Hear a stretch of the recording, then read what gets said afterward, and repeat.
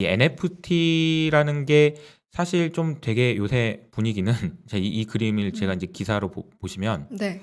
1년치 방구를 이거 가능한 10만 원에 이야기입니까? 10만 원에 정말 팔았다.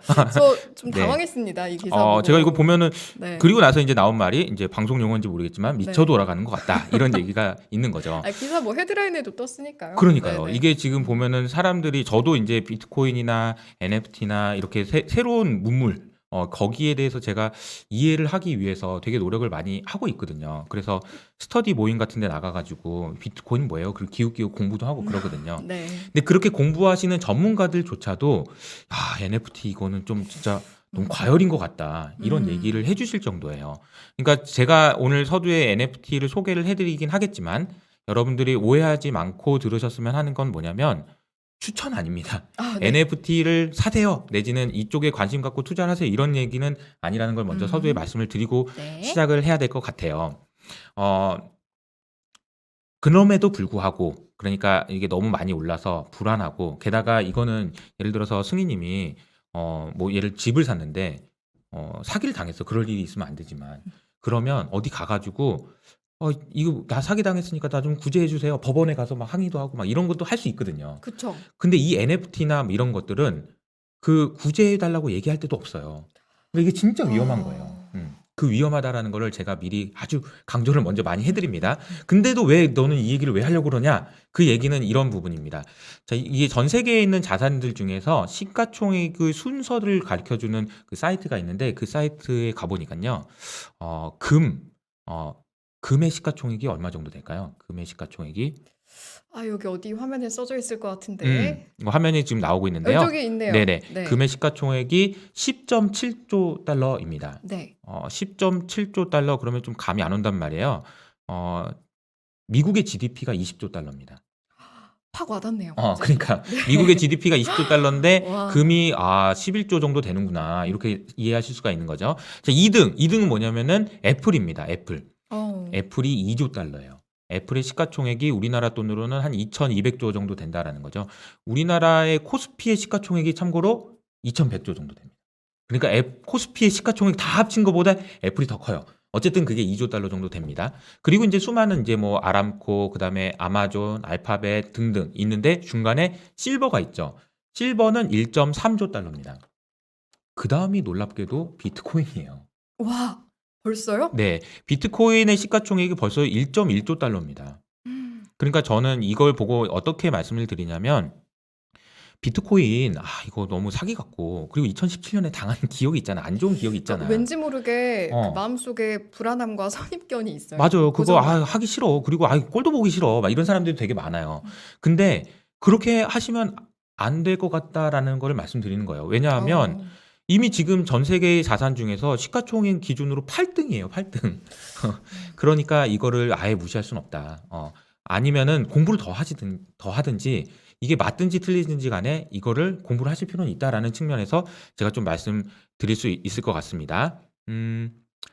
자, 그러면 그 다음 페이지를 한번 보시면은 일단 비트코인도 어려운데 NFT를 얘기한다고 하니까 조금 어렵긴 한데요. 네. 아주 간단하게만 말씀을 드릴게요.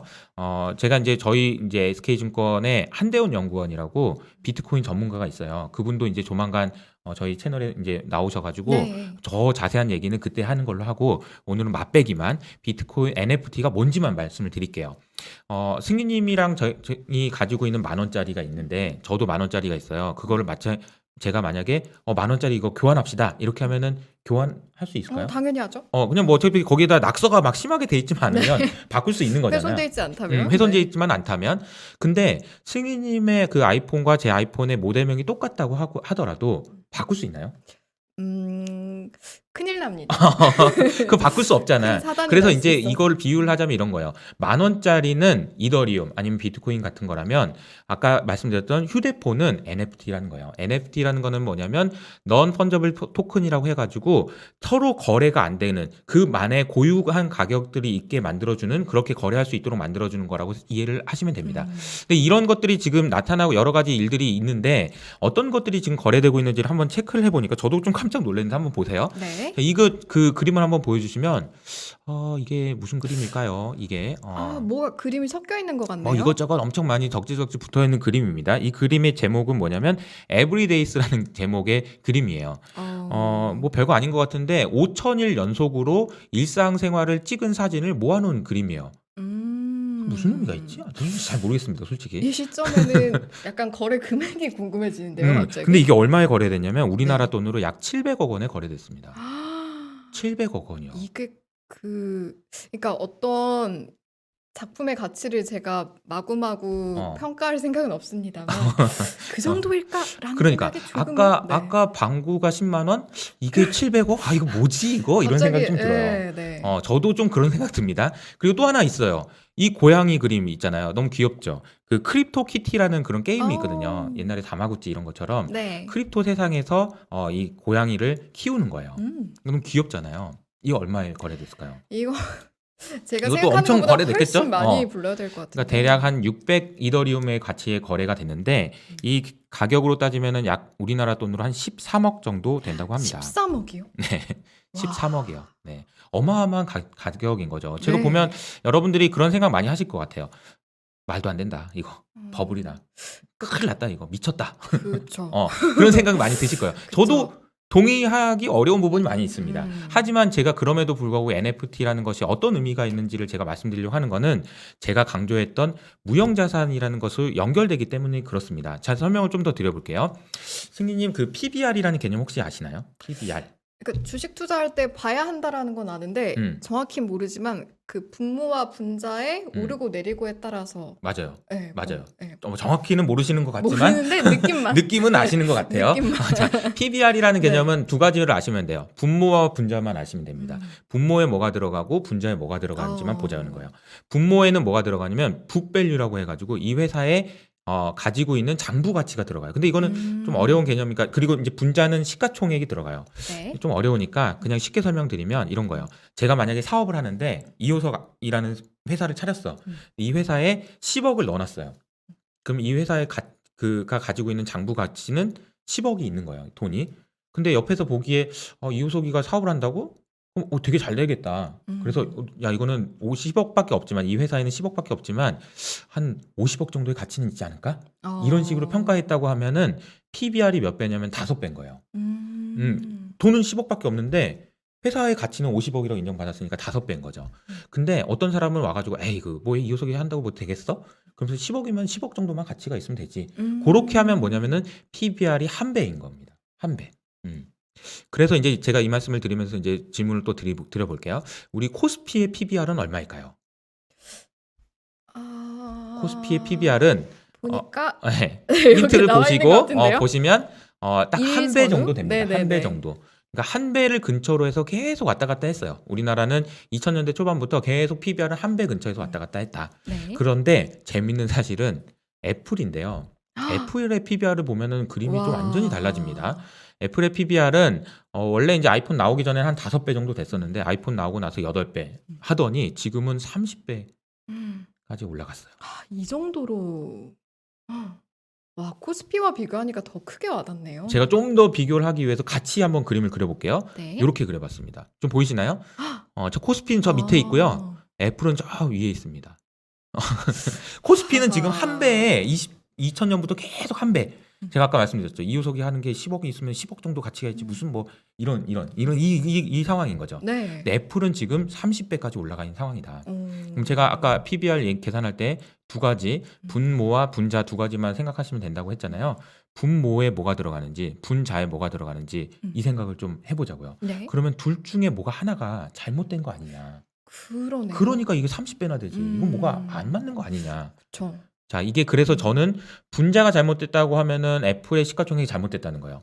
애플의 시가총액이 2조 달러? 말도 안 돼. 이렇게 하는 거고, 분모가 잘못됐다라는 얘기는 무슨 얘기가 되는지를 지금부터 제가 설명을 좀 드려보겠습니다. 네. 무형자산에 대한 이야기예요.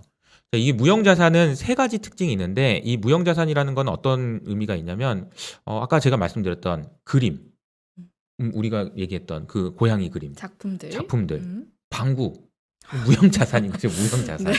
보이지 그쵸. 않는 거죠. 보이지 않아요. 아. 그러니까 이제 무형자산인 겁니다. 대표적인 게 뭐냐면 애플이 가지고 있는 레퓨테이션, 그러니까 애플의 명성, 애플의 브랜드 가치 이런 거 전부 다 무형자산이에요.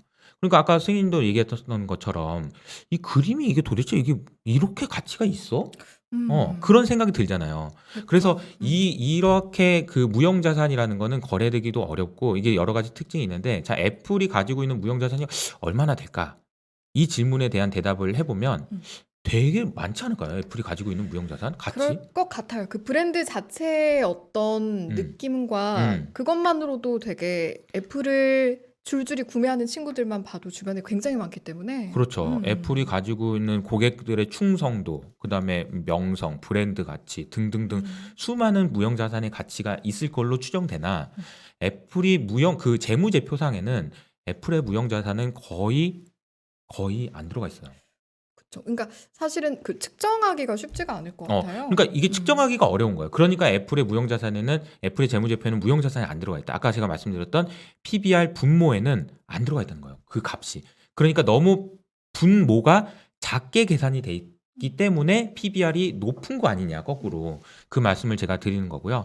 무형자산이 가지고 있는 세 가지 특징을 제가 이제 정리한 건데요. 첫 번째는 뭐냐면은 거래하기가 어렵다는 거예요. 거래가 안 돼요. 무형자산은. 왜 거래가 안 되냐면 애플이 가지고 있는 무형자산을 애플이 가지고 있는 무형자산 언제 거래될까? 이 생각을 해보면 첫 번째, 애플이 구글한테 인수되는 경우예요. 그래서 M&A가 될 때는 구글이 야, 애플 가지고 있는 무형자산 비싸게 쳐줄 테니까 나한테 팔아. 이렇게 되면은 거래가 되는 거예요. 굉장히 비싸게 거래될 겁니다. 반대로 애플이 그럴 리는 없겠지만 망하는 거예요. 그래서 그냥 시장에 헐값에 팔리는 거예요. 무형자산이. 아무도 안 사는 정도로.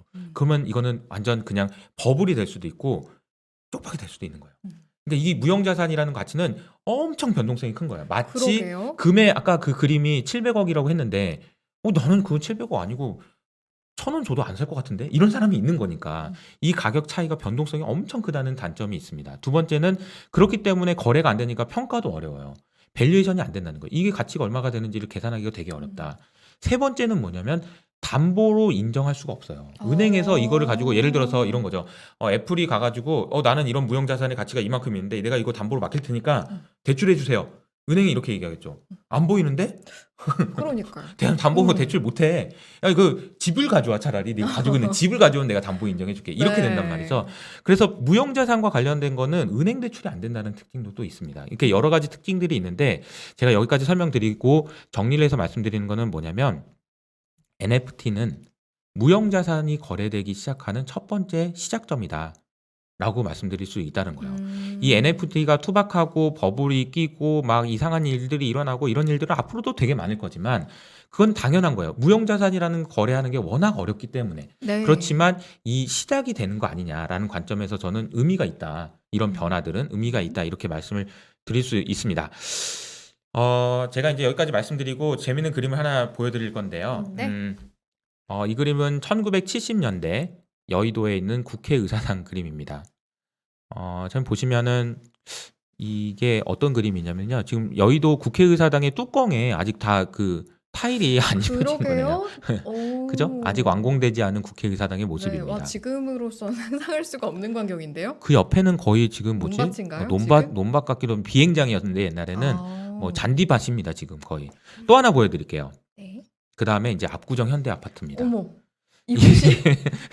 이곳이 제가 아는 그곳이 맞습니까? 네, 압구정 현대아파트의 1978년 그림인데요. 이분이 지금 소로 지금 농사를 짓고 있는 그림인 거죠. 하하. 이 그림을 보면서 스님 어떤 생각이 드세요?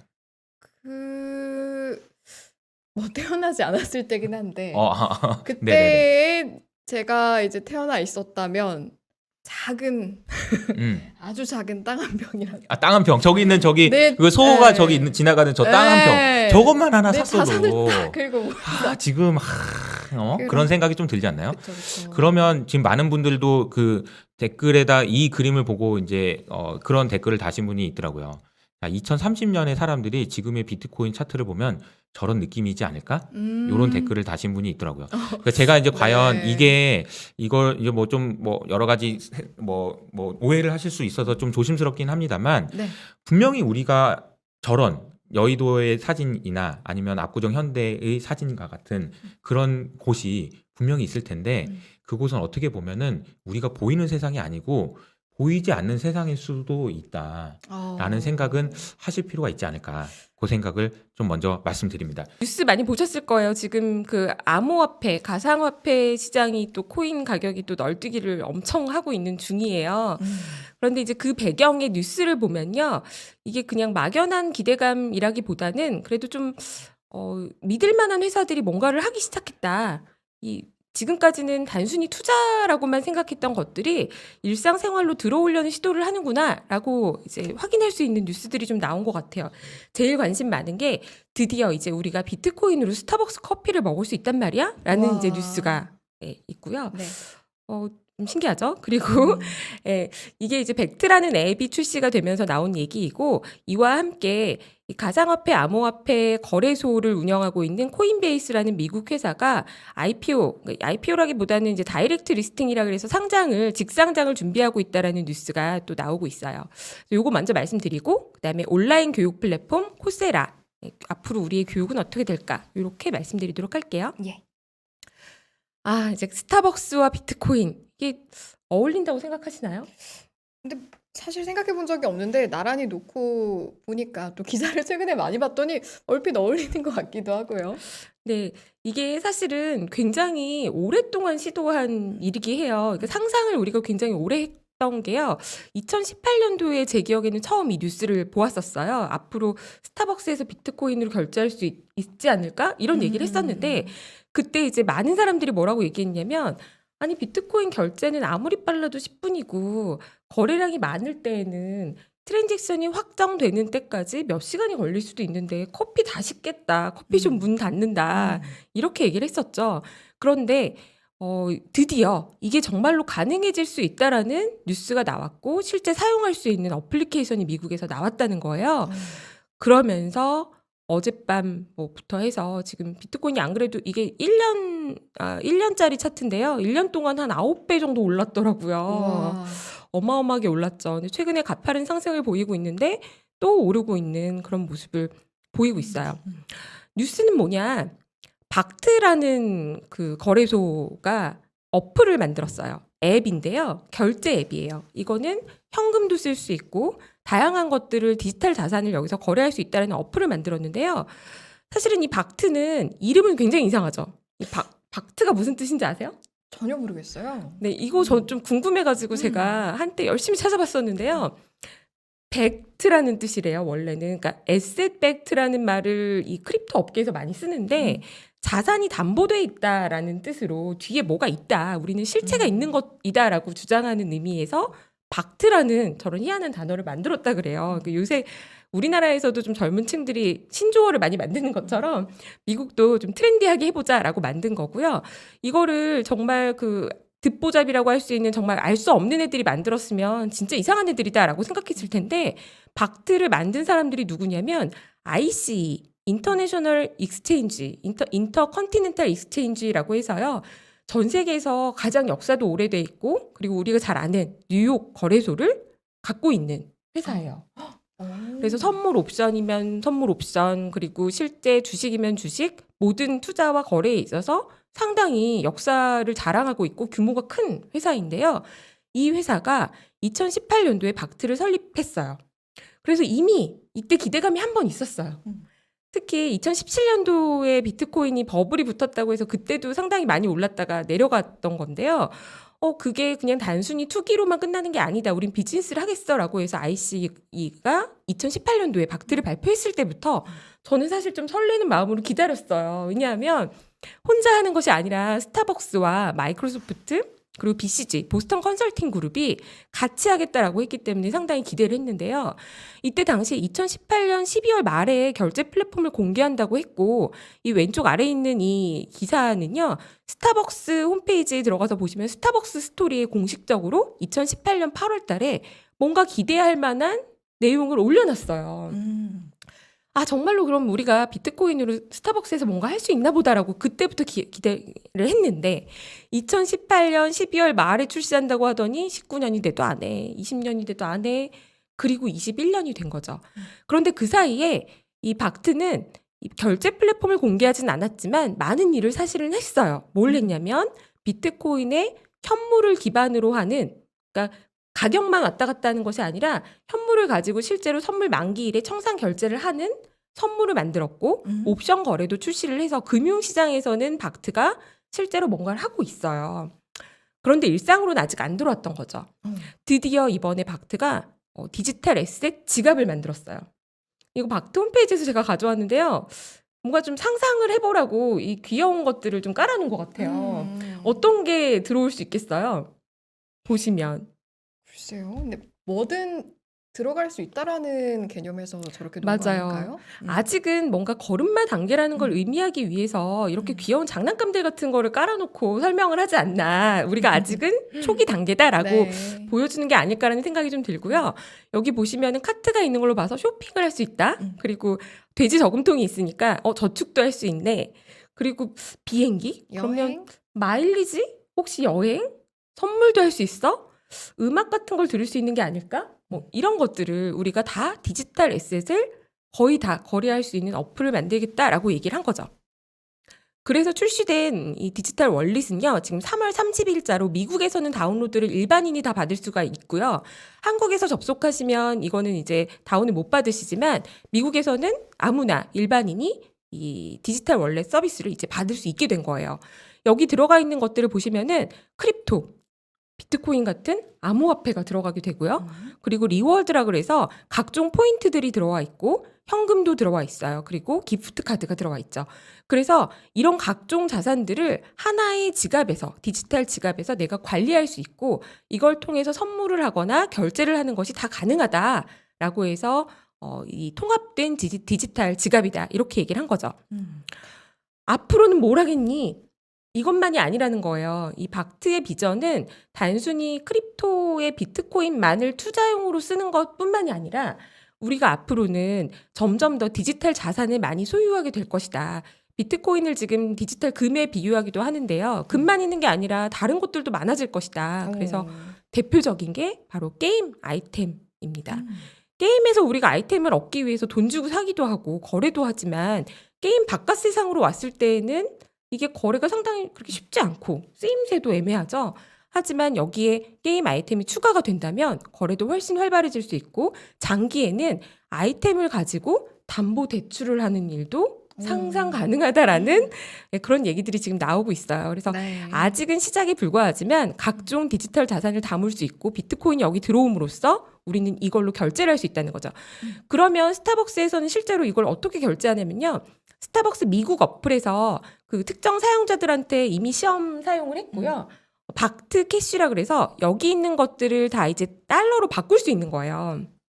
그게 이제 USDC라는 게 있는데 법정 화폐를 기반으로 하는 달러가 예치돼 있는 것만큼 정확하게 동일량 발행돼 있는 이 1코인이 1달러인 이 USDC라는 게 있거든요. 네. 그 개념을 여기 도입을 해서 여기 들어가 있는 모든 자산들이 달러로 환산될 수 있는 거죠. 근데 그러면 궁금한 게 이렇게 비트코인이나 이런 가상화폐가 변동성이 크잖아요. 네. 이런 부분은 어떻게 좀 감안이 돼서 계산이 되는 거예요? 그거는 그러니까 이게 이제 연동돼 있는 거래소에 따라서 좀 다를 것 같은데요. 아직은 구체적인 디테일까지는 나와 있지 않는데 소비자 편의를 위해서 이걸 결정하는 순간 내가 페이하겠다라는 그 순간의 시세로 어느 정도 확정을 지어주는 걸로 알고 있어요. 그렇다면 사실은 글로벌 시세가 다 좀 차이가 있기 때문에 어떤 가격으로 실제 거래되는지는 좀 해봐야 되지 않을까. 그러게요. 그 차이가 거래소랑 얼마나 차이가 나는지는 좀 봐야겠지만 어쨌거나 네. 사용이 가능한 시스템이 됐다. 그래서 스타벅스에 가서 쓰시려면 사실은 비트코인으로 바로 결제를 한다기보다는 비트코인을 담고 있는 내 지갑에서 달러로 환산한 돈을 페이할 수 있다. 이렇게 보시면 될 것 같아요. 그래서 비트코인은 오래 걸리지만 이걸로 통해서 스타벅스 가서 실제로 커피를 사는 거는 가능하다. 그래서 이거는 생각보다 빠르게 일어난 일이고요. 이게 왜 중요한 일이냐면 미국에서 올해 들어와서 이런 이 가상화폐 기반의 결제 시스템의 승인을 내줬고요. 합법적으로 허용을 해줬기 때문에 실제로 이게 가능해진 중요한 의미가 있고요. 스타벅스 같은 글로벌 기업에서 이 기술을 도입해서 같이 하겠다라고 한 것이 실현된다는 게 또 하나 중요한 시사점이 있다고 생각합니다. 그러고 나서 또 질 수 없다. 사실은 이 크립토 업계에서는 더 열광한 거는 사실 이거예요. 이건 뭐냐면요. 페이팔에서 먼저 비트코인으로 결제할 수 있게 해줄게라고 한 거는 작년에 이미 그렇게 발표를 했는데요. 네. 실제로 그게 구현되는 거를 이 페이팔의 CEO가 나이를 보니까 한 63세 정도 되셨더라고요. 이분이 직접 유튜브에 2분짜리 영상을 올리셨어요. 체크아웃 리드 크립토라고 해서요. 크립토로 실제 구매를 할 수 있다라는 서비스를 본인이 2분짜리 영상을 보여주면서요. 좀 재밌긴 해요. 이 크립토로 사면 왠지 되게 트렌디한 걸 사야 될 것 같은데 그쵸? 최신 뭔가를 사야 될 것 같은데 타조 가죽으로 만든 부츠 300불 정도 되는 거를 CEO가 직접 보여줬어요. 네. 그래서 이 영상을 한번 유튜브에서 보시면요. 페이팔 검색해 보시면 나오는데요. 이 CEO가 그 카드 결제하는 거 중에 골라서 나는 비트코인으로 결제할래 라는 걸 누르니까 바로 체결이 되는 거죠. 그래서 마찬가지로 이것도 비트코인의 매매 자체가 블록체인에 기록이 되는 것은 나중에 일어날 수 있지만 페이팔이 이거는 신용카드랑 비슷하게 생각할 수 있을 것 같아요. 신용카드는 체크카드가 아니기 때문에 우리가 쓰고 나서 실제 결제는 나중에 되잖아요. 마찬가지 시스템이라고 생각할 수 있을 것 같고 이렇게 되면 비트코인을 정말 일상에서도 쓰는 네, 가능해진 거죠. 물론 우와. 여기에 어떤 그 의문이 드느냐. 이 뉴스가 나오면서 비트코인 가격이 폭등했잖아요. 그렇게 소중한 자산으로 누가 부츠를 사고 누가 커피를 마셔. 그쵸. 언제 또 오를지 모르는데. 네, 이렇게 되면 더 안 쓰고 보관해야 되는 거 아니야? 실생활에서 정말 코인을 쓰게 될까? 이런 의문은 아직 있죠. 그렇지만 어쨌거나 자산으로서 가치를 인정받아서 얘를 환산한 달러로 구매를 할 수 있다라는 게 굉장히 많이 바뀐 발전하고 있다라는 그러니까요. 느낌을 받아요. 그러니까 사실 그동안은 결제를 해서 실제로 화폐처럼 쓴다라기보다는 투자의 개념으로 많이 우리가 생각을 했었잖아요. 그럼 지금 이제 말씀해 주신 게 어떤 이제 화폐 개념으로 넘어가는, 실제로 넘어가는 그 단계로 저희가 이제 인지를 해도 되는 걸까요? 저는 근데 비트코인이 화폐냐에 대해서는 여전히 좀 아닌 것 같다라는 생각을 해요. 지금 이 박트나 앞에 페이팔 설명드린 것처럼요. 비트코인으로 실제 지불을 했다라기보다는 비트코인을 담보로 얘의 매매는 나중에 체결이 일어나지만 이 비트코인의 가치를 US 달러로 결국에는 환산한 것으로 지불을 하는 개념이에요. 그래서 중요한 의미는 자산으로서의 가치를 인정받았다. 이게 가치가 빵은 아니구나. 가치가 아예 없다면 우리가 그걸 담보로 페이를 할 수는 없겠죠. 하지만 비트코인의 결제는 나중에 일어나더라도 이걸 보유한 사람이 페이하는 거에 대해서 인정해 줄 수 있다라고 하는 게 기술적으로나 그리고 제도적으로나 지금 상당히 많이 실생활로 왔다. 특히 미국 같은 경우에는 앞서가고 있다라는 그런 느낌을 받게 된 거죠. 네.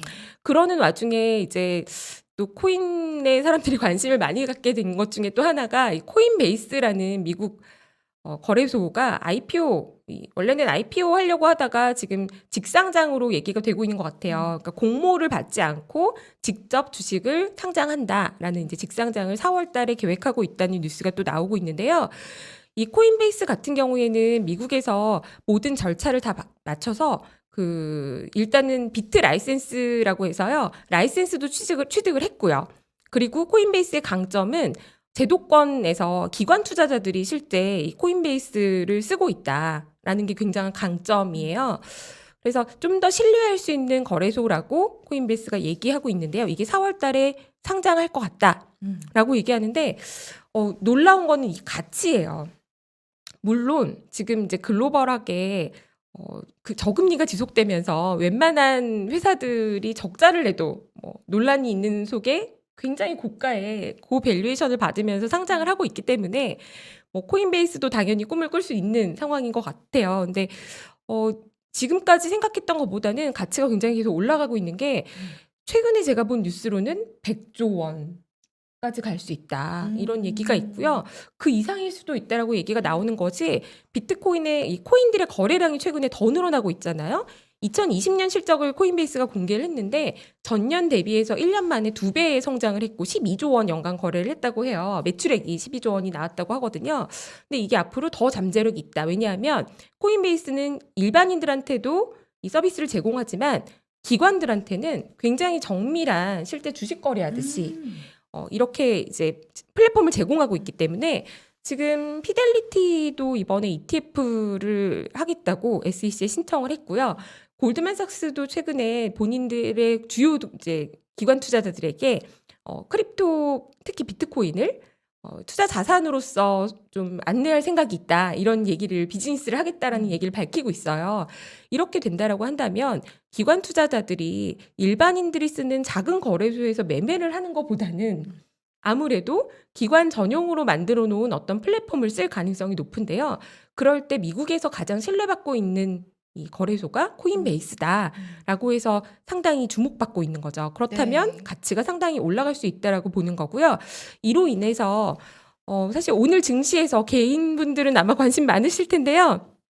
네, 우리나라에서는 거래소 제일 유명한 게 어딘지 승희님 혹시 업비트. 아시나요? 네, 맞아요. 업비트가 있죠. 그래서 업비트를 만든 이 두나무라는 회사가 국내 상장보다는 NYSE 또 뉴욕 가서 나스닥이 아니라 NYSE라고 얘기를 하는데요. 상장할 수 있다라는 뉴스가 보도가 되면서요.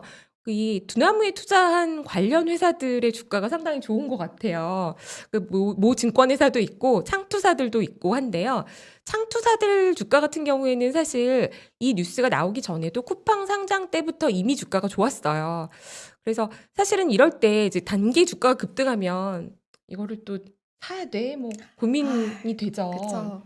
근데 이제 당연히 주의가 필요하긴 한데요.